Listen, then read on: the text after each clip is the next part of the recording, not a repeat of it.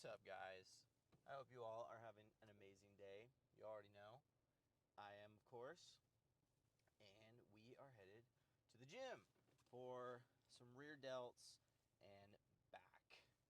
Very excited for this day. We're going to make it a good one, get a sick pump as I maneuver through this tight space here. But anyway, so last week's back day was not recorded for reasons I do not know. But today, we're going to be starting with rear delts. Now, this is what I did last week, and I was quite surprised. I thought it was going to take away a little bit from my back strength, but it actually made my back feel a lot better because rear delt movements, in a sense, are kind of similar to a back movement. Your arms are just a lot higher, so you just go from here down to here, pretty much. So I like it as a way to warm up my back before I get into some heavy pulls. And honestly speaking, my rear delts probably a weaker point than my back is, so might as well hit them first. In other news, I have my pre-workout here, my concoction. It is later in the day. It's about 6 p.m., but I didn't have my midday cup of coffee because I forgot it like a goon. So threw 100 milligrams of caffeine in here, threw some stim pre, and then I also have like a scoop and a half of pump with some creatine and some extra pink salt for a bit of extra hydration and cramp prevention and just overall sodium intake. And for those of you that don't, first off, I hope you know, dry scooping, not the move. It's just stupid. Second of all, you got to fill up your pre with a decent amount of water. Why? Well, it's good to get hydrated before the gym. You don't really want to go to the gym dehydrated. You should already be drinking water throughout the day in general, but I know that's a struggle for most. So do yourself a favor and fill it up with a little more water. Plus, if your pre tastes pretty good, it's kind of like a nice little drink.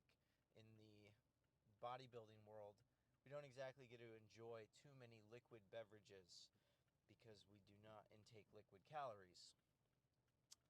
So, that's my reasoning. I'm trying to think if there's anything else I have to say. I'm kind of drawing a lot of blanks here. As far as movements go for today, I don't really know.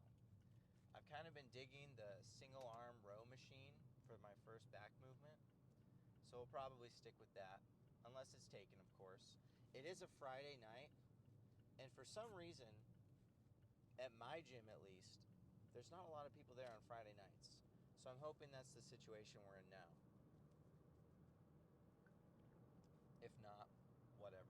Oh, I got something to talk about.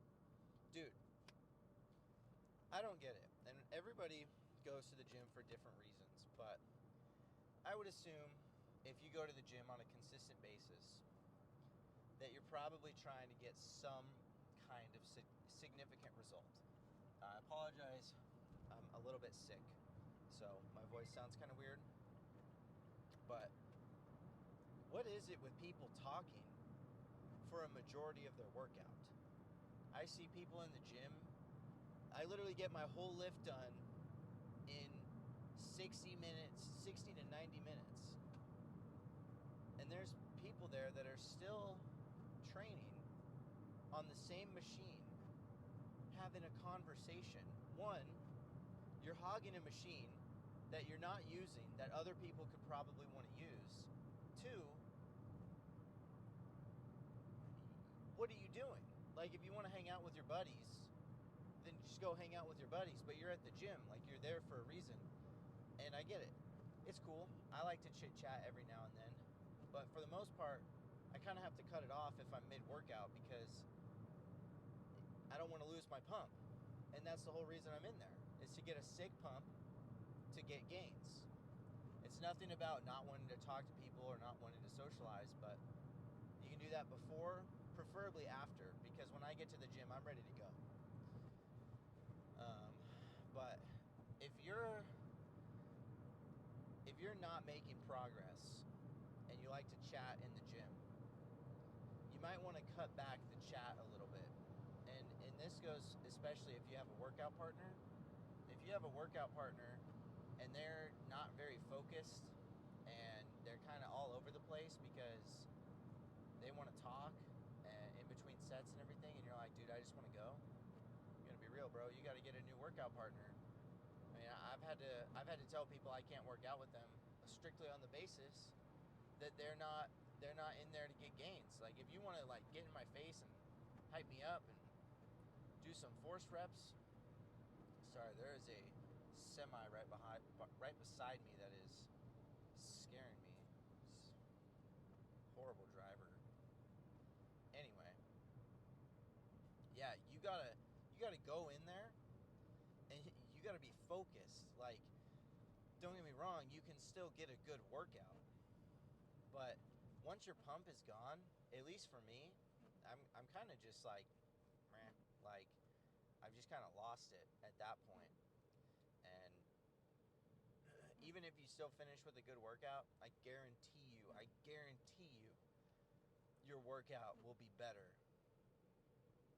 if you don't talk in between sets. The only exception is if you're resting like 15 seconds between each set and your buddy's trying to tell you, hey bro, you gotta rest. Like, I'm gonna talk to you and sit on the machine until it's been at least 60 seconds so your muscles have time to recover before the next set. That's the only exception. Otherwise, what are you doing? And just stop hogging the machines. Anyway, that's enough of my little rant. Yeah, I'll see you inside the gym, training some rear delts. All right, so we're jumping straight into this workout with some reverse dumbbell rows. These have been awesome. I've really been connecting with these. Kind of, it's almost like a really wide row. That's at least how I like to think about it. And then just really trying to squeeze my rear delts at the top of the movement. Just using the 50s, going for the higher reps in the 15 to 20 range. Really just going hard. I'm not too worried about any swinging from my upper body on these. Obviously, at the beginning of the sets, I try to keep it a little bit more strict, but when it comes to movements where you're almost like bent over at the beginning, you almost have to swing a little bit at the top. So that's when I'm going to try to really focus on the squeeze and just focus on like controlling it on the way down. Even though it looks pretty fast, I am fighting against the weight as hard as I can to make sure that I am really getting a good stretch. Moving on to some reverse cable flies. Also hitting the rear delts. I'm not sure how I feel about this one with the D handles. I was able to get like a good squeeze, but I think I might have had the cables set too low. So I might give these another try and try them a little bit higher up. Or it might have just been this cable machine because the cables are right next to each other. Whereas on the typical more like, I don't know how to call it, the really big cable stack with all the pull downs and stuff, the cables are further apart. But I still liked it nonetheless. It was still able to blow up the rear delts quite a bit. You can even see them popping through the shirt, which looks really cool. And then that was 8 sets of rear delts. And then moving on to back, we're doing the single arm machine rows. I'm really trying to focus on driving my elbow as far back as I can, just to really squeeze the lat as much as possible, and then stretching as far as I can on the way back. And I cut it out, but I was resting about 30 seconds in between each arm. And the reason for this is not because my other side is fatigued, but I just exerted a lot of energy on one arm, so I'm trying to catch my breath so I'm able to do the same on the other side. And this typically works better for me, and I'm able to rep out the exact same on the opposite arm. Otherwise, towards the end, if I was doing 12 reps on these, if I wasn't to rest 30 seconds in between each arm, once I got to about the 8 to 10, my form would start to get really sloppy, and I would start putting a lot of bicep into it. And then on this last set here, I grab the handle a little bit higher, which makes the movement a little bit easier, and it was a nice way to finish off these single arm rows. And honestly, this is just my new favorite way to start off my back portion of my pull workout. And then I haven't done these in a long time, but these were some overhand cable rows. I don't typically do straight bar rows on the cable machine. I've been doing neutral grip or those mag grips, but I need to focus more on doing rows that target my upper traps and my rhomboids. And these honestly felt really good. Once again, with rows, it's really hard to keep a strict form. So I was just kind of rocking back and forth with it and then just really leaning into the stretch at the end range of motion there. And these felt great. Nowhere near maxing out the stack, but I'm not too worried about that. I was still feeling a really good contraction in my back. And then moving on to some cable pull downs with the wide mag handles.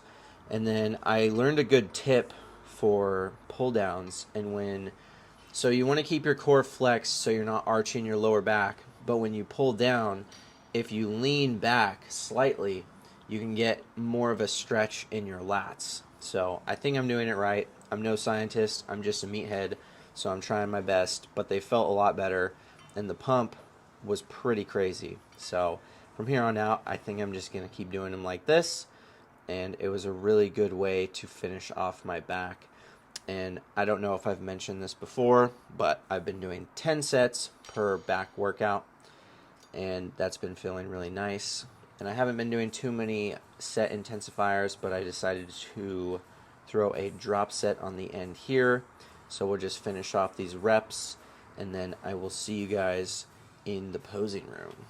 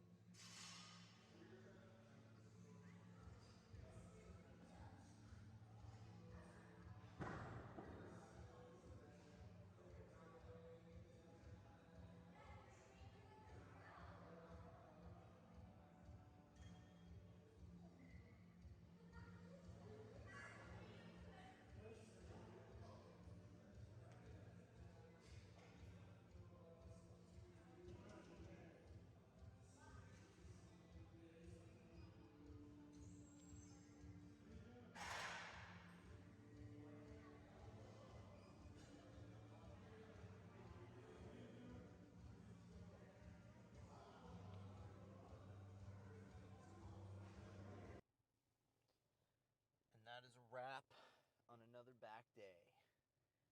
And it was pretty good. Strength was feeling awesome. I have to say, switching to a sit-down job from moving around all the time has been very good for the gym. And I'm very excited moving into my bulk with this new position at work, because it is time to put on some serious mass. Because, like I've said before, you got to do what you got to do. And if you have to manipulate some training in order to, get similar results, you just got to do it. But now that I'm not exerting a bunch of physical effort throughout my day, I can go back to lifting heavier weight, which is honestly how I like to lift. And that's not to say I'm going to lose the control aspect of lifting that I've been refining over this health phase, but we're just going to add some more weight on the machines.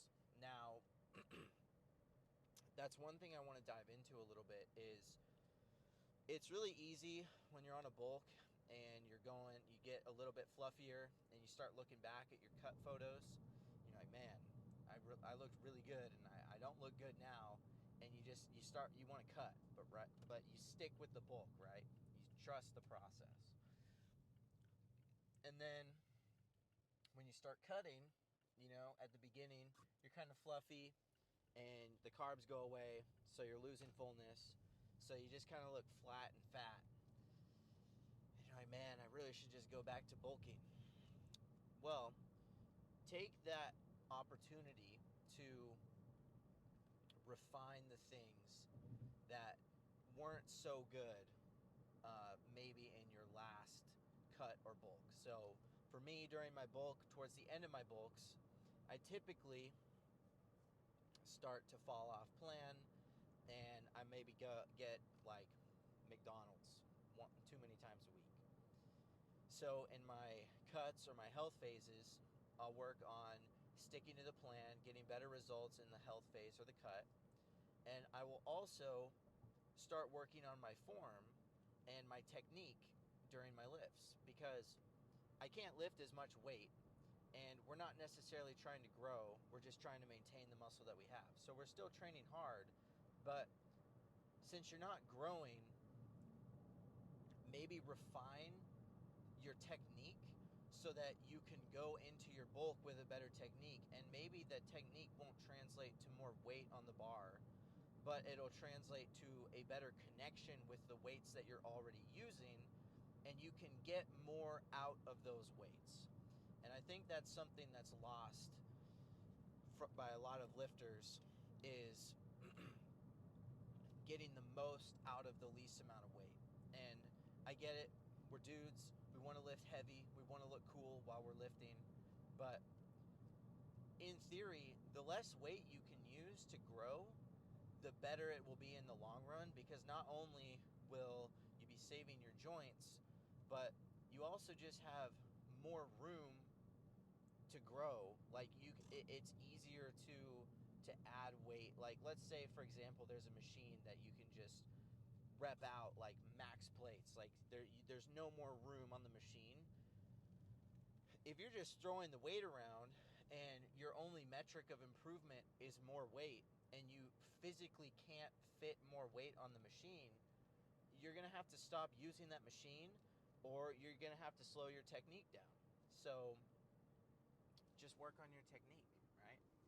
That's what I've been doing. It's been working for me. I've learned and improved a lot of my lifts, and filming these videos has actually helped me improve my form, like getting deeper stretches, holding longer contractions, and really just checking myself, because for the most part I don't really train with anyone, so I don't have anyone there to critique my form. So I'm almost self-coaching in a way, and I'll go out of my way to ask people for advice or see if they see something that needs improvement. But we can also coach ourselves, so just keep that in mind. And you never stop improving.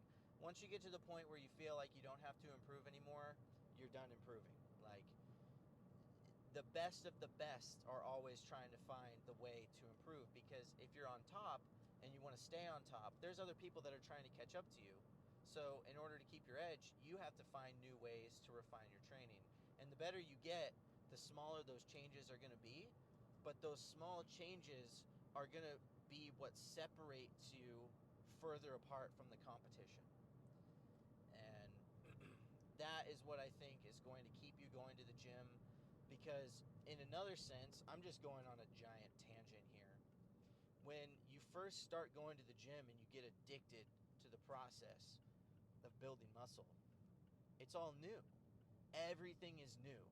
So you make the most amount of gains in your first year, like on paper, but there's so much more to learn and grow from in each consecutive year, but the changes you make are smaller and smaller, and you have to implement them over longer periods of time in order to see those changes turn into results. So always seek further education, seek out people that are better than you, smarter than you, stronger than you, what have you, and the sky is the limit, man. But with with that being said, I'm going to head home. I'm going to take my vitamins, shower, and get in bed. Rest up for another day. And I hope you have a good one, and I will see you guys next time.